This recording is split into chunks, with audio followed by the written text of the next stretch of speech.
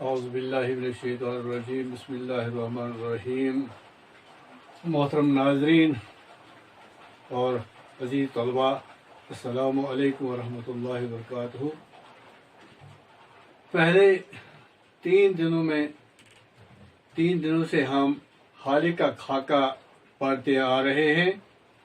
پہلے حصے میں ہم نے حالی کے متعلق یہ پڑھا کہ حالی بعض اوقات چھوٹوں کا بھی ادب کرتے تھے، اور دوسرے حصے میں ہم نے یہ پڑھا کہ مولانا حالی کیسے مہمان نواز تھے، جس کے ثبوت میں ہم نے مولوی انوار احمد مرحوم کا ایک واقعہ پڑھا، اور تیسرے حصے میں ہم نے یہ پڑھا کہ مولانا جو تھے وہ نمود و نمائش نہیں چاہتے تھے، وہ ہر قوم و ملت کے ساتھ یکساں خلوص اور محبت سے پیش آتے تھے، اور جہاں تک آج کا جو ہم پڑھنے جا رہے ہیں حالی کے خاکہ میں سے، وہ یہاں سے شروع ہوتا ہے، پیج نمبر 68، کہ مولانا حالی کو سر سید کے ساتھ بہت لگاؤ تھا، وہ ہم خیال تھے، اور اس زمانے میں سر سید احمد خان جو تھے اس کو لوگ غلط نظروں سے دیکھتے تھے، ان کے خلاف وہ بہت بری باتیں کرتے تھے، کیونکہ حالی کا تعلق بھی سر سید احمد خان کے ساتھ تھا، اس لیے حالی پر بھی اعتراضات کی بوچھار کی گئی۔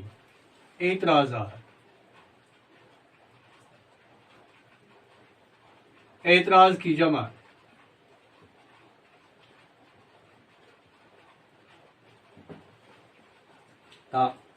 اس کو لوگ سر سید کو لوگ مردود کہتے تھے، یعنی اس کو رد کیا گیا تھا، اس پر لعنتان کیا جاتا تھا، اس پر اشارتاً غلط انداز میں پیش کیا جاتا تھا، اس لیے حالی کے خلاف بھی ہر طرف سے نکتہ چینی اور طعن و تعریض کی صدا آنے لگی۔ صدا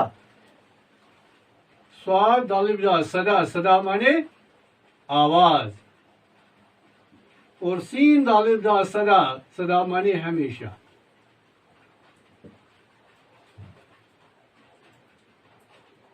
عزیز طلبہ، مولانا حالی یہ سب کچھ بہت ہی صبر کے ساتھ برداشت کرتے تھے، اور اس کے خلاف زبان سے وہ ایک لفظ تک بھی نہیں نکالتے تھے، لیکن کم ہی وقت میں، تھوڑا ہی وقت گزر جانے کے بعد ان نکتہ چینوں کی زبانیں بند ہو گئی، یعنی اب انہوں نے ان کے خلاف بولنا بند کر دیا، بلکہ اس کے برعکس وہ ان کی تقلید میں پیروی کرنے لگے۔ عزیز طلباء، مولوی عبدالحق آگے لکھتے ہیں کہ مولانا حالی کو مخالفت سہنے کا عجیب و غریب مادہ تھا۔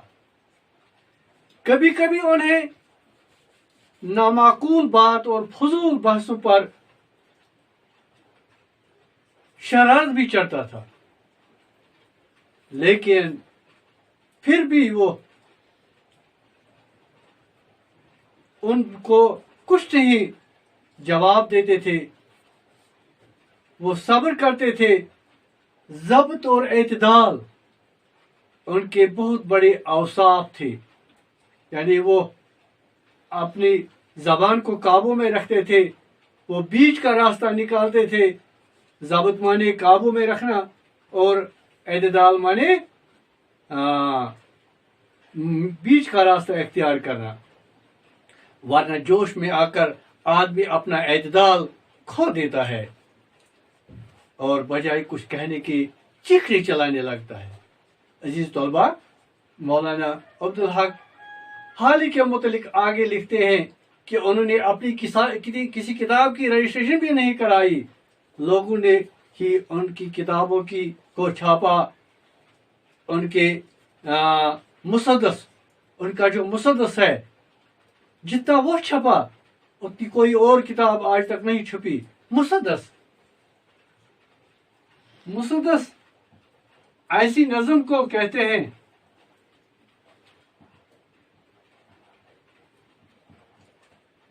جس کے 6 بند ہوتے ہیں،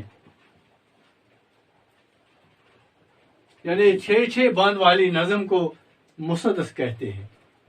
عزیز طلباء، مولانا عبدالحق فرماتے ہیں کہ مولوی ظفر علی خان جو دکن ریویو رسالہ نکالتے تھے، اس نے اس میں مولانا شبلی نعمانی کی کسی کتاب یا رسالے پر اپنی رائے ظاہر کرتے ہوئے بیجا شوخی سے کام لیا تھا.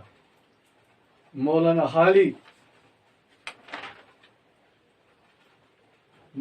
حالی نے جو حیدرآباد میں ان دنوں قیام کرتے تھے، مولوی ظفر علی خان کو ایسے شفقت آمیز لہجے میں نصیحت کی کہ وہ سر جھکائے چپ چاپ بیٹھ گئے. اس نے ظفر علی خان سے کہا کہ تنقید ٹھیک ہے، لیکن تنقید میں ذاتیات سے بحث کرنا منصب تنقید کے خلاف ہے. عزیز طلباء، میرے خیال میں آج اتنا کافی ہے. انشاءاللہ باقی آئندہ. باقی والسلام.